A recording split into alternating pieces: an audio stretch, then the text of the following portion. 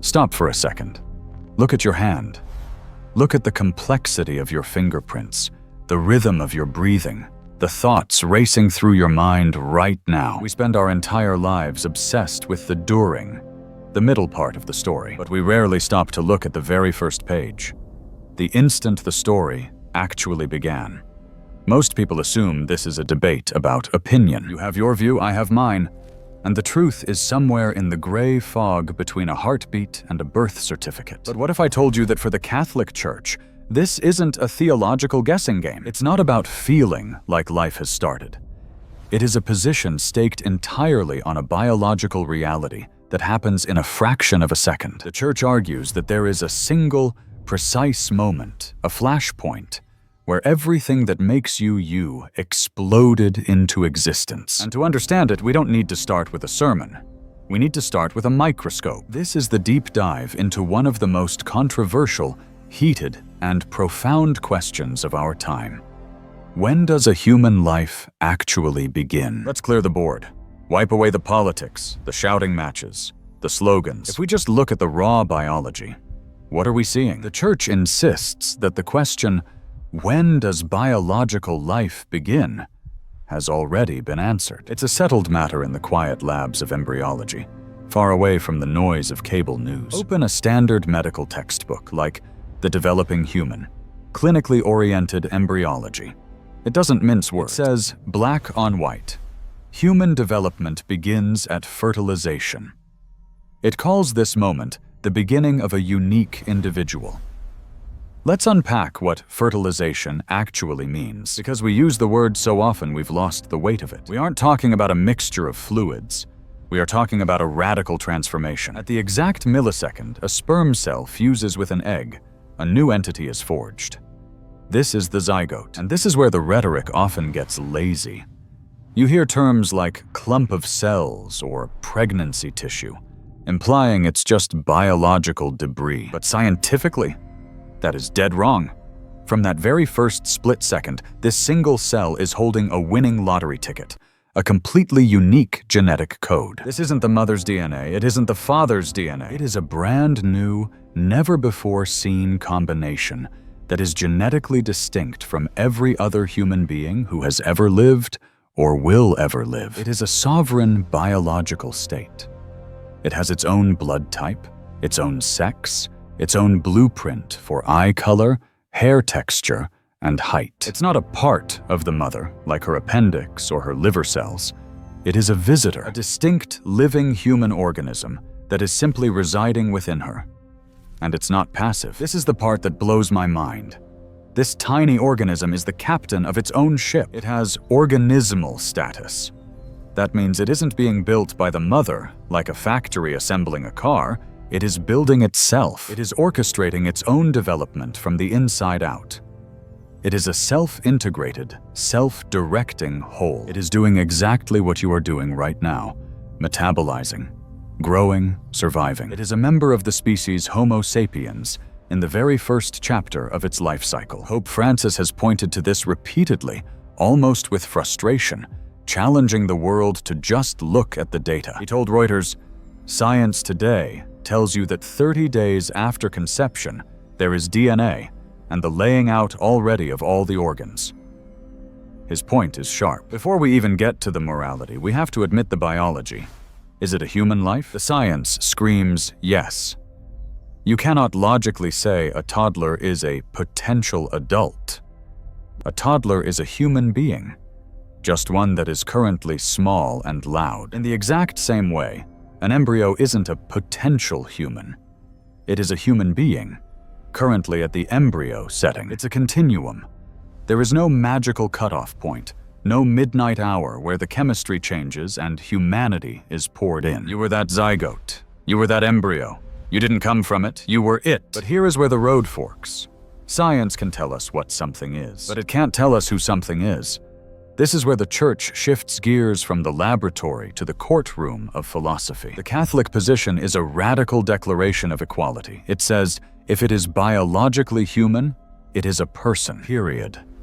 The Catechism draws a line in the sand that you cannot cross. From the first moment of his existence, A human being must be recognized as having the rights of a person. Why? Because in the Catholic worldview, personhood isn't a badge you earn. It's not a reward for being smart or self-aware or being able to feel pain. It is inherent. It is woven into the fiber of your being because you are created in the image of God. Think about the alternative for a second. If personhood isn't automatic, if it's something you have to acquire later, then who gets to decide the criteria? Is it consciousness? Is it the ability to feel pain? Is it IQ? This is the terrifying, slippery slope the Church warns against. If we separate human being from human person, we create a two-tiered system. We create a class of humans who are expendable. And history? History is a graveyard of tragedies caused by that exact line of thinking. When you decide one group of humans aren't persons yet, or aren't persons anymore, you open the door to atrocities. The Church says, no, there are no tiers. The zygote has the exact same right to life as the Pope, the President, or the Olympic athlete. It is a radical leveling of the playing field. Scripture backs this up with poetic intensity. In Jeremiah, God says, "Before I formed you in the womb, I knew you." The psalmist talks about being intricately wrought in the depths of the earth. This implies a relationship, an identity, that exists long before the world can see us or measure our IQ. Now I know what some of you are thinking. You're thinking, wait a minute, didn't the Church change its mind on this? What about St. Thomas Aquinas? This is a favorite gotcha moment for critics. They love to point out that medieval theologians like Aquinas believed in delayed hominization, the idea that the soul didn't enter the body until weeks after conception. And they are technically right about Aquinas, but they are completely wrong about the conclusion. Here is the reality check. Aquinas was a genius, but he was working with bad data. He didn't have a microscope. He was reading Aristotle, who thought life was a slow buildup of form. They literally didn't know biological life started at conception. But, and this is massive, even with that flawed science, the Church never said abortion was okay. Aquinas still condemned it as a grave sin against nature and God. He considered it immoral to destroy that life, even if he was confused about when the soul arrived. The game changed in 1827. That's when a scientist named Carl Ernst von Baer actually discovered the human ovum. Suddenly, the lights turned on. We saw the mechanism. We realized Aristotle was wrong, and as soon as the science became clear, the Church's teaching became absolute. In 1869, Pope Pius X effectively said, "The science is in, there is no distinction. It is a life from the start." The Church didn't change its moral compass. It just calibrated it to better science. But what about the modern arguments? We hear them every day. It's not a life because it's not viable yet. Let's deconstruct that. Viability means the ability to survive outside the womb. But viability isn't a biological fact about the baby. It's a technological fact about the hospital. A baby born at 24 weeks in a high-tech hospital in London is viable. That same baby, born at the same moment in a rural village 50 years ago, is not viable. Did the baby change? No. The baby is the same human being. The only thing that changed was the machine next to the bed. Since when do human rights depend on the quality of the local medical equipment? Or take the heartbeat argument. We attach so much emotion to the sound of a heartbeat. But scientifically, if you wait for the heartbeat, you're late to the party. The embryo is the architect building the heart. You have to exist before you can build your own heart. Saying life starts at the heartbeat is like saying a car isn't a car until you turn on the radio. The machinery was already there. The heartbeat is just a function of the life, not the cause of it. And finally, the acorn analogy. People say, an acorn isn't an oak tree. Well, actually, biologically, yes it is. It is a violently compressed, living oak tree. If you plant an acorn, you don't get a rose bush. You don't get a golden retriever. You get an oak.